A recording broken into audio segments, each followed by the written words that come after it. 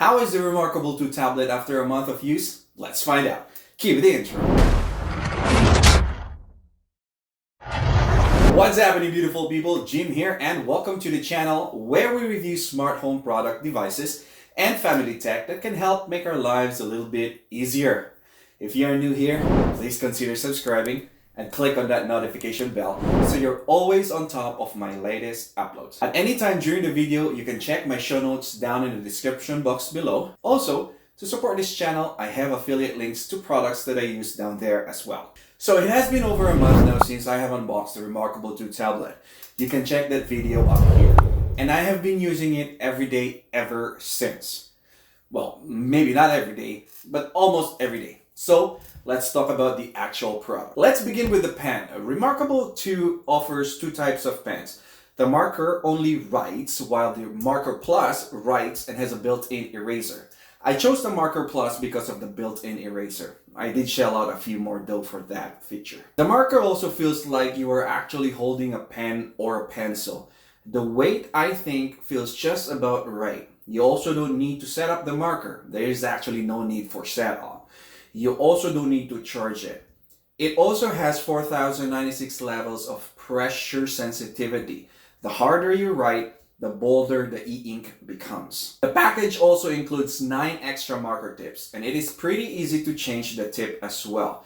The whole pack should last you about 2 months, if not more, on a normal use. As of right now, you can get the extra marker tip for 14 USD on the Remarkable website. The Remarkable 2 is slightly smaller than an iPad with a length of 7.4 inches, a width of 9.6 inches, and a height of 0.19 inches. It is actually very thin. The makers of the Remarkable are marketing this thing as the thinnest tablet in the world, but I don't think it is in the Guinness Book of World Records just yet. It is also light to carry, weighing in at less than 1 pound, 0.89 pounds to be exact. The screen size is measured at 10.3 inches from the top corner all the way down to the bottom opposite corner. That's a good amount of real estate to write onto. There is no button anywhere on the front. The lone button is hiding at the top of the tablet. I say hiding because it can easily be missed. Sometimes I have to feel it to make sure that I have it touched. A magnet can be found on the top right hand of the tablet for you to park your pen when not in use. You can also find a series of small magnets on the bottom left hand side of the tablet. This is for the more expensive folio that the Remarkable store offers. You can also find a USB-C port beside the magnets to charge the unit. The USB-C is included in the package. On the back of the Remarkable 2 tablet, you will find 4 small rubber feet on each corner and the Remarkable logo smack dab in the middle, and some information at the bottom. Alright, so now that we have talked about the outside, the pen, and the physical, let's dive into the inside and the software. The Remarkable 2 is operated by Codex. Now, I genuinely have no idea what that is, but according to their website, Codex is a custom Linux-based operating system. Let's just leave it at that. You will also find a 1.2 GHz dual-core ARM processor pumping enough energy to the Codex. The battery of this thing is surprisingly good, given that there are not many apps or any battery-hungry utilities found in this unit. The battery should last you days and even weeks of normal use. I think the auto sleep feature actually helps preserve the battery a lot more. The only downside to that is you have to continuously press the wake up button because writing on the pad will not wake it up. Now, speaking of writing, let's talk about the screen itself. As was mentioned earlier, you have a prime 10.3 inches of real estate to write on.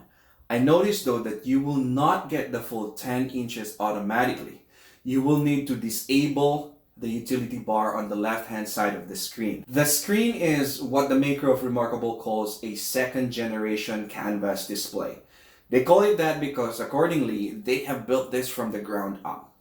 So this second generation display will differ vastly from the first generation screen of Remarkable 1, with the screen of Remarkable 2 being a lot better, of course. The resolution of the display is 1872 by 1404 or about 226 dpi.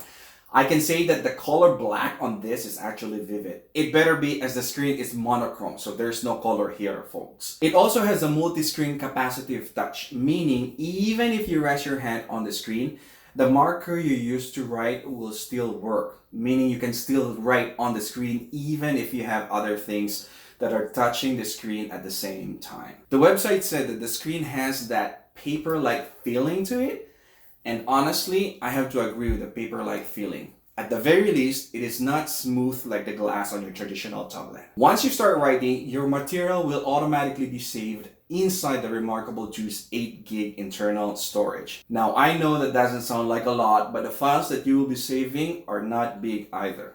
Also, you can save other notes and books on the Remarkable's cloud as well. You connect to the cloud via the built-in Wi-Fi, and it auto-syncs as well. I thoroughly enjoy using the Remarkable 2. I like how I'm able to organize my notes. I especially am fond of how I'm able to group thoughts and ideas into folders and name those folders accordingly. With this Remarkable 2, I don't have to look for my notes or my notebooks because everything is in here.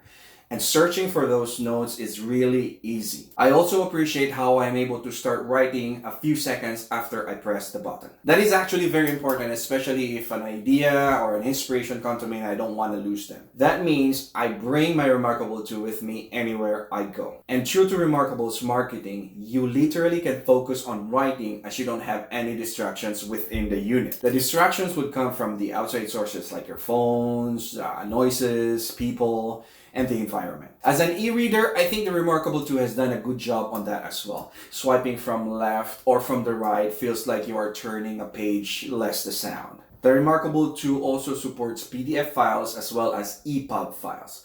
You just need to upload the files to your Remarkable's cloud and it will auto-sync with your device. As you may have noticed, I really like the Remarkable 2, but it is not perfect.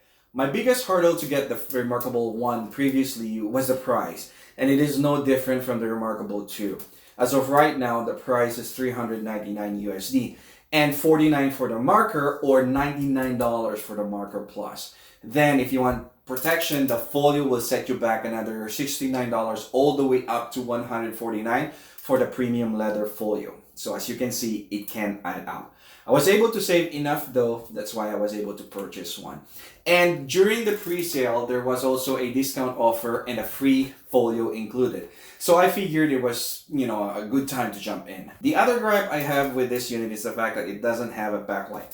You need light to brighten the Remarkable 2 if you are in a dark room. Now for me, I like working in a dark room, but with the Remarkable, it's not possible. I guess, it's the same thing with using a pen and a paper. In addition, if you're used to using a fast tablet like say an iPad, a Galaxy Tab, or even your phablet or phone, the Remarkable 2 lags behind on the speed. It is more evident when you actually write. There will be a very tiny, very minuscule lag when you write. You will notice it, but if you're like me, you also don't mind it. Now, I did not know anything about the Remarkable 2 going in. No research at all except for what's on the website. But now that I have a first-hand experience of the Remarkable 2, I can say that the positives greatly outweigh the negatives. Of course, any updates are greatly appreciated. Am I satisfied? No. Am I happy? Yes. Would I recommend it? If you are able to afford it, then yes. Save for it and I think you will be happy. Alright, beautiful people, thanks for sticking with me till the end. If you enjoyed the video, please give it a thumbs up and share this to your socials. I greatly appreciate that. And if you haven't subscribed yet, please consider subscribing.